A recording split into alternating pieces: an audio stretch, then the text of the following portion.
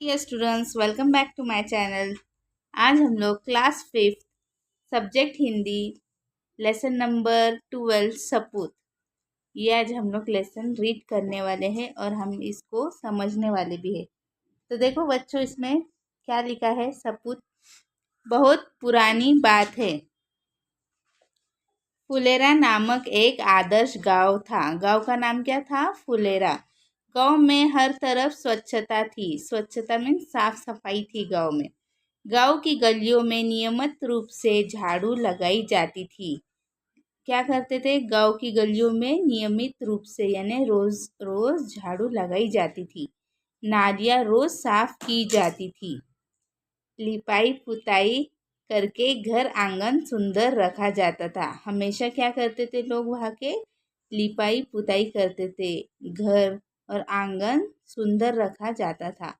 परिसर में बड़ी संख्या में पेड़ पौधे थे। क्या था? आसपास का परिसर में बहुत हरियाली थी, यानी कि पेड़ पौधे लगाए जाते थे। कुएं का पानी निर्मल रखने के लिए आवश्यक सावधानियां बरती जाती थी।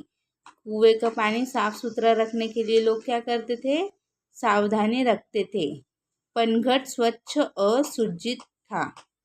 एक दिन पनघट पर 3 स्त्रियां पानी भर रही थी। पनघट मीन्स एक कुआं। कुएं की जगह को क्या बोलते हैं? पनघट। वे अपने अपने लाडले लाडले के गुणों का बखान कर रही थी, मतलब अपने अपने बच्चों के गुण बता रही थी। एक बोली, बहन मेरा सपूत बड़ा विद्वान है। क्या बोली एक बहन ने? मेरा सपूत यानी मेरा बेटा बड़ा विद्वान है। जब से शहर से पढ़कर आया है, चारों ओर उसकी धूम मची है। कहाँ गया था? उनका सपूत पढ़ने के लिए, यानी उनका लड़का पढ़ने के लिए शहर गया था। और शहर से जब वो पढ़कर गांव में आया तो गांव में चारों तरफ उसकी धूम मची, मतलब उसकी वाही होने लगी गांव में। बड़े बड़े ग्रंथ पढ़ लेता है, यानी बड़े बड़े पुस्तकें पढ़ लेता है। आकाश के तारों को देखकर उनके नाम बताता है, यानी कि आसमान में जो तारे होते हैं उनका नाम भी बताता है। देश विदेश की सभी बातों का उसे पता है। दूसरी ने जोश में झट से आगे बढ़कर कहा। अब एक ने तो उनके बेटे के बारे में बताया, अब दूसरी ने झट से उनको आगे बढ़कर कहा, अरे सखी यानी मेरी सहेली, मेरे लाल जैसा बलि तो 10-5 गांव में देखने को भी नहीं मिलेगा। क्या बोली उसने? कि मेरे लाल जैसे यानी मेरे बेटे जैसा तो 10-5 गांव में देखने पर भी नहीं मिलेगा। 500 दंड बैठक वह रोज सुबह लगाता है। क्या करता है वो? 500 दंड बैठक यानी कि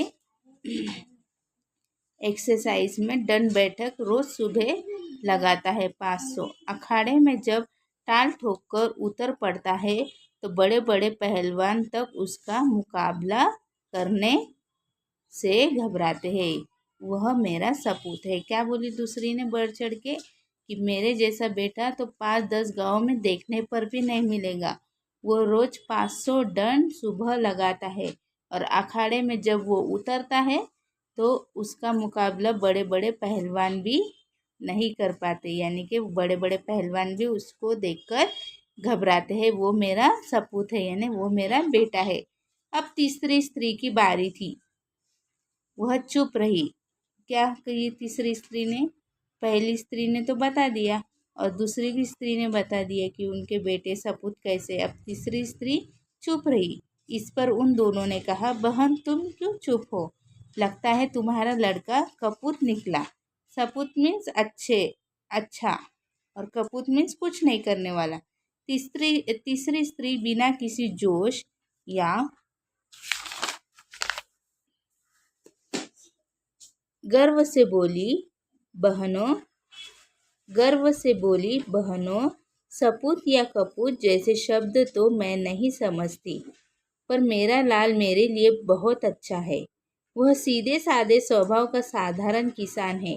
दिन भर खेत में जुटा रहता है, शाम को घर का काम करता है। आज बहुत कहने सुनने पर वह मेला देखने गया, इसलिए मुझे पानी भरने आना पड़ा। तीसरी स्त्री क्या बोली? कि मुझे सपूत और कपूत जैसे शब्द नहीं समझते। मेरा लाल बहुत अच्छा है। वो सीधा साधा है, स्वभाव से साधारण किसान है, दिन भर खेत में काम करता रहता है और शाम को घर का भी काम करता है। और बहुत आज कहने पर वह मेला देखने के लिए गया, इसलिए मुझे पानी भरने आना पड़ा। तीनों स्त्रियां अपने अपने सिर पर घड़ा रखकर चल पड़ी। तीनों स्त्रियां अभी पानी भरकर पनघट से वो सिर पर घड़ा रखकर चली गई। अभी वे 2-4 कदम ही चली थी कि पहली स्त्री का पुत्र आता हुआ दिखाई दिया, जो पहली स्त्री जिसने अपने सपूत के बारे में बताया था कि जो बड़ा विद्वान है, जो शहर में जाके पढ़ लिख कर आया है, बड़े बड़े ग्रंथ पढ़ता है और आकाश में तारों के नाम भी बताता है, वह है पहली स्त्री का पुत्र। पास आते ही उसने अपनी माँ से कहा, व्याख्यान देने जा रहा हूँ, भोजन वही करूँगा।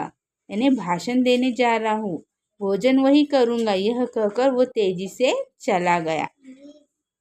तभी दूसरी स्त्री का पहलवान पुत्र भी आता हुआ दिखाई दिया।